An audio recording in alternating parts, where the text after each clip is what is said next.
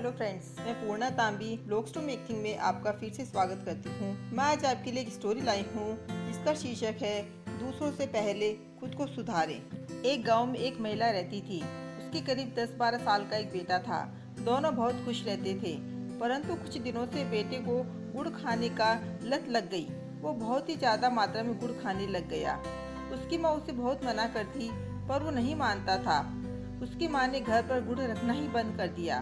तब वह लड़का अड़ोस पड़ोसी से मांग कर खाने लगा। उसकी माँ उसकी इस आदत से बहुत चिंतित व परेशान हो गई। उसे लगा कि ज्यादा गुड़ खाने से उसके बेटे की सेहत को नुकसान पहुंच सकता है। उसने बहुत प्रयत्न किए कि उसकी ये आदत छूट जाए, परंतु वह उसकी ये आदत नहीं छुड़ा सकी। तभी उस गांव में एक महात्मा आए। वो उस गांव में रोजाना प्रवचन देते थे। उसकी माँ भी प्रवचन सुनने जाती थी। एक दिन उसने सोचा कि क्यों न महात्मा जी से अपनी परेशानी बताऊं, शायद वही कोई उपाय बता सके। तो दूसरे दिन जब वो प्रवचन सुनने गई, तब वो अपने बेटे को भी साथ ले गई। तो प्रवचन समाप्त होने के बाद वो महात्मा जी से मिली और अपनी समस्या बताई। तब महात्मा जी ने उसकी समस्या को गौर से सुना और माँ बेटे को 7 दिन बाद आने को कहा। फिर 7 दिन बाद जब वापस वो दोनों महात्मा जी के पास पहुँचे, तब महात्मा जी ने उस बच्चे को बहुत प्यार से समझाया कितना गुड़ खाने से सेहत के लिए कितना नुकसानदायक है और वो बीमार भी हो सकता है। और वो भी उसे ज्यादा गुड़ खाने से बहुत नुकसान भी बताए और ज्यादा गुड़ न खाने के फायदे भी बहुत बताए। वो लड़का मान गया और दोनों को 3-4 दिन वापस आने को बोला। 4 दिन बाद जब वो दोनों महात्मा जी के पास आए और माँ ने महात्मा जी को कहा कि उसके बेटे की गुड़ खाने की लत छूट गई और अब वो बहुत खुश हैं।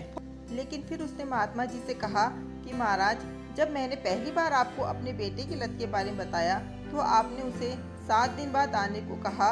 तो 7 दिन के बाद जो बातें आपने उसे समझाई, वो बातें तो आप उसे पहले दिन ही बता सकते थे, फिर 7 दिन के बाद क्यों बताई? तब महात्मा जी बोले कि जब तुमने अपनी समस्या मुझे पहले बताई, तब उस वक्त मैं भी बहुत गुड़ खाता था। ऐसी हालत में मैं उसे गुड़ छोड़ने के लिए कैसे और क्या बोलता? 7 दिन में मैंने भी अपनी गुड़ खाने की लत को छोड़ी।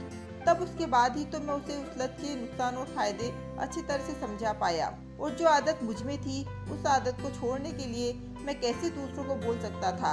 और मैं भी वो आदत छोड़ने के बाद ही उसके फायदे और नुकसान समझ पाया। और जो चीज मैं नहीं समझता तो मैं उसे कैसे समझाता? तो दोस्तों, ये बातें हमारे जीवन पर भी लागू होती है। सार ये है कि अगर हम में कोई बुरी आदत है या हम कोई गलती करते हैं, तो जब तक उन चीजों को आप सुधार नहीं लेते, तब तक हमें भी दूसरों को उस गलती या आदत के बारे में उपदेश नहीं देना चाहिए। हमें अपनी स्वयं की गलती को सुधारेंगे, तभी तो हम दूसरों को उनकी गलती सुधारने को कह सकते हैं और सामने वाला भी हमारी बात तभी समझेगा और मानेगा भी। इसलिए मित्रों, दूसरों को उनकी गलतियां या उन पर कोई आरोप लगाने से पहले हमें ये देख लेना चाहिए कि हमने स्वयं तो उन गलतियों को अपना नहीं रखी है। इसलिए हर इंसान को दूसरों को समझाने से पहले अपनी कमजोरियों, गलतियों, बुरी आदतों को सुधारना चाहिए, फिर दूसरों को सुधारना व समझाना चाहिए। तो दोस्तों, आपको स्टोरी कैसी लगी? आप अपने सुझाव ब्लॉग्स टू मेक थिंग में दे सकते हैं और आप इस स्टोरी को लाइक, शेयर और सब्सक्राइब करिए। धन्यवाद।